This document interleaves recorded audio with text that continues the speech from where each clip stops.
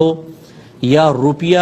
اتنا ہو جس سے آپ 52.5 تولہ چاندی خرید سکتے ہوں، جیسے آج کل 45,000 50,000 کے درمیان ہوگی، اور یا پھر اتنی ہی مالیت کا مال تجارت آپ کے پاس ہو، تو سمجھ لیں آپ کا زکوٰۃ کا سال شروع ہو گیا۔ وہ اسلامی تاریخ گھنٹہ منٹ تک نوٹ کر کے رکھ لیں، مہینہ گھنٹہ منٹ تاریخ سب لکھ لیں، اور فرض کر لیں کہ ان میں سے کوئی بھی اس مقدار میں نہیں ہے، تھوڑی تھوڑی مقدار میں ہے، جیسے 1 تولہ سونا ہے، تھوڑی سی چاندی، تھوڑا سا کیش ہے، تو ان سب کو پھر روپوں میں تبدیل کر کے پھر دیکھیں کہ ان کی مالیت 52.5 تولہ چاندی تک پہنچتی ہے تو سمجھ لیں نصاب بن گیا ہے اور سال اسٹارٹ ہو گیا۔ جب 1 سال گزر جائے اب آپ کو دوبارہ حساب کرنا ہوگا۔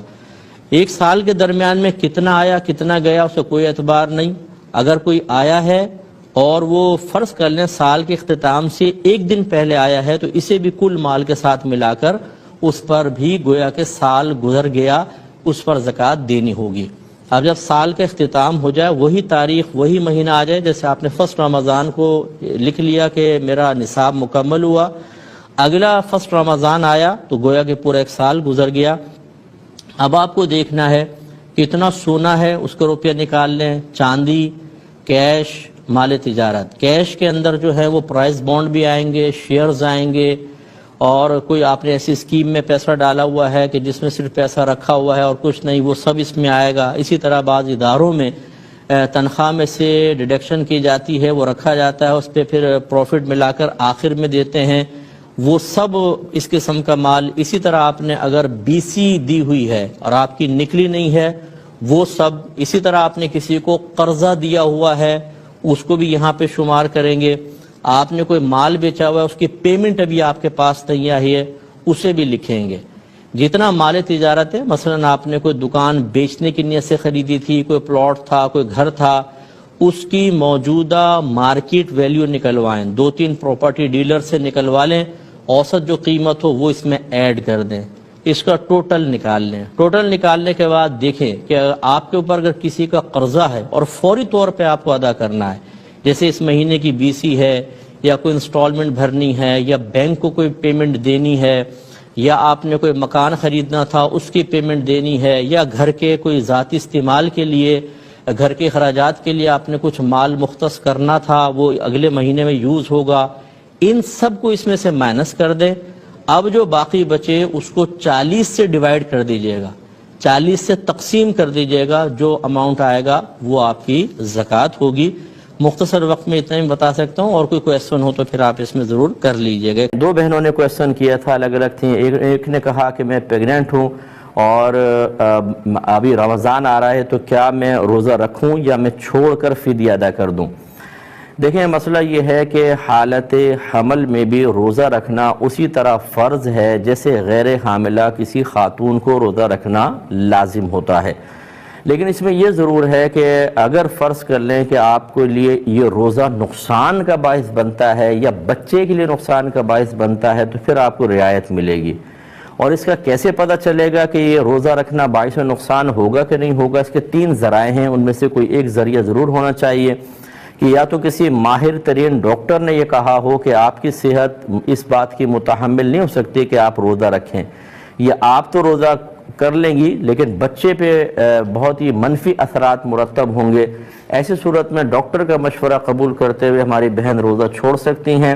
ابھی آپ کھائیں پئیں، پھر جب بچہ پیدا ہو جائے اس کے بعد پھر اس روزوں کی آپ کو قضا کرنی ہوگی، کفارہ وغیرہ نہیں ہوگا۔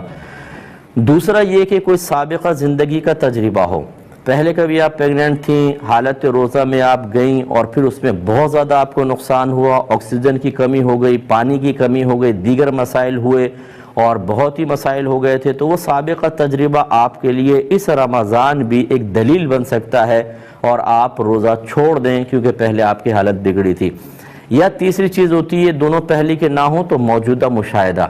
کہ ڈاکٹر نے بھی منع نہیں کیا، پہلے بھی کبھی ایسا نہیں ہوا، لیکن آپ نے اب اس رمضان روزہ رکھا تو آپ کی حالت بگڑنا شروع ہوئی اور بہت زیادہ پرابلم ہو گئی، تو آپ یہ والا روزہ بھی توڑ سکتی ہیں اور اس کو بنیاد بنا کر آگے کے روزے بھی چھوڑ سکتی ہیں۔ لیکن ان 3 ذرائع میں سے اگر کوئی ذریعہ آپ کو حاصل نہ ہو تو صرف خوف، تھوڑا بہت اندیشہ اور گھر والوں کی باتیں سن کر کہ بھئی چلو اللہ معاف کرے گا بعد میں رکھ لینا، ایسا نہ ہو کہ کچھ ہو جائے، اس کا اعتبار نہیں۔ اگر اس طرح کی مطلب غیر شرعی دلیلوں کی بنا پر آپ روزہ نہیں رکھیں گی تو گناہ گار ہوں گے۔ ایسی ایک بہن نے فرمایا کہ میرا بچہ چھوٹا ہے اور میں دودھ پلاتی ہوں تو اس سے روزے پہ کوئی فرق تو نہیں پڑے گا؟ تو دیکھیں، پہلی بات تو یہ کہ دودھ پلانے سے روزے پہ کوئی فرق نہیں پڑتا، نہ روزہ جاتا ہے نہ اس سے وضو ٹوٹتا ہے، یہ اچھی طرح یاد رکھیں۔ اس حالت میں بہنیں دودھ پلا سکتی ہیں، لیکن بات وہی ہے کہ اگر فرض کریں دودھ پلانے سے عورت کو اتنی زیادہ نقاہت ہو جائے کہ وہ روزہ پورا ہی نہیں کر سکتی اور دودھ نہ پلائے تو پرابلم ہو، تو اس کے لیے بھی رعایت نکلے گی۔ ایسی بہنوں کو دیکھنا چاہیے کہ کیا بچہ آپ کے دودھ کے علاوہ کسی اور غذا پر یہ مہینہ گزار سکتا ہے، پھر تو واجب ہے کہ آپ روزہ رکھیں اور بچے کو دوسری غذا پر لے کر آئیں اور یہ مہینہ آپ روزے رکھ کر گزاریں۔ دوسری صورت یہ ہے کہ بچہ آپ کے علاوہ کسی کا دودھ قبول نہیں کرتا، آپ ہی کا کرتا ہے، جیسے بعض بچے دوسری چیزیں نہیں لیتے ہیں۔